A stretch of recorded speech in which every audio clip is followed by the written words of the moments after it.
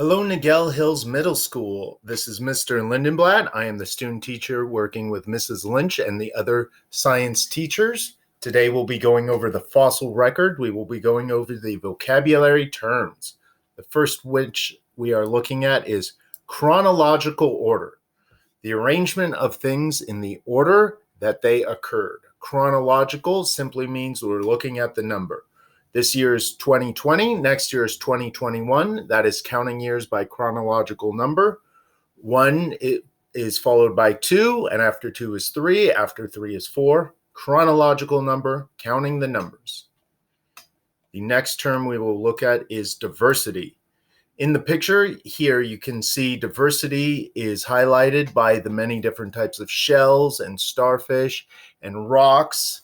Well, you can see from looking at the rocks alone, there's different colors of rocks, different sizes of rocks, different shapes of rocks. They're made up of different things. And besides rocks, shells and starfish are completely different from rocks itself. So the important thing with diversity is there's many different types of things. It's not just that there's a lot of rocks, there's a lot of different rocks and different shells and different things. The next term is extinction.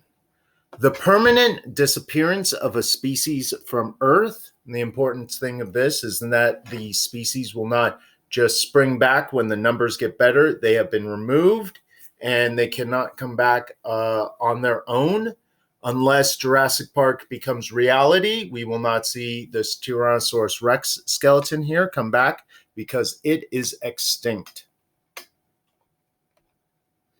The next term, fossil record. Fossil record is the mineralized remains of organisms and the rock layers in which they are found that shows when and where long dead organisms lived and how their bodies were structured. So the important things we can tell with a fossil record is, number one, we know that things on the top are younger than things on the bottom. So we can see that rock layer 4 is younger than rock layer 1. So we know this tooth in rock layer 1 is the oldest of all the things here, and we can use that information to determine the relative age of other things. So the fossil record shows not just the fossil, but where in the earth they were found. Fossils are the next term. They are the mineralized remains of organisms, showing how long dead organisms lived and how their bodies were structured.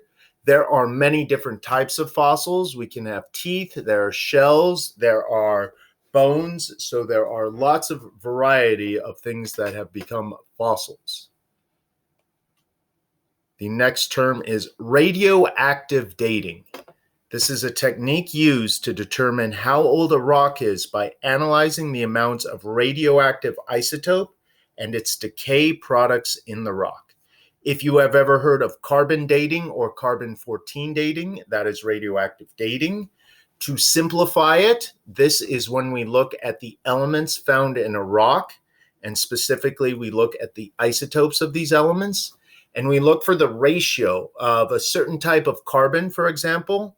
When there's one carbon-14 and there's another carbon-12, these are two different types of carbons that are found in nature, and we know just the ratio of how many carbon-12 to carbon-14 tells us how old something is. Scientists can use this to determine how many thousands of years old something is just from looking at the ratio of common elements that we know their properties of.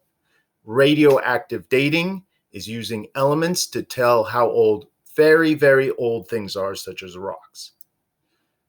Sedimentary layers. There are layers of rocks that are successfully deposited on top of one another and are distinguishable from one another based on the mineral contents.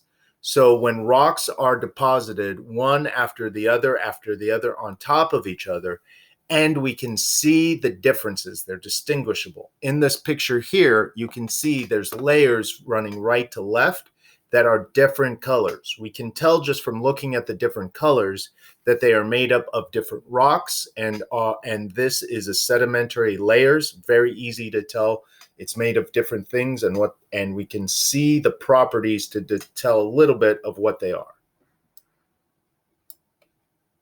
And the next terms, petrification, the formation of fossils as stone replaces decaying tissues. So petrification, to petrify, means to become stone. You may have heard this term in a story in English class or something, someone saying they were so scared they were petrified. That is referring to they were so scared they couldn't move, they were almost like stone. It's becoming stone. Petrification means the act of becoming stone.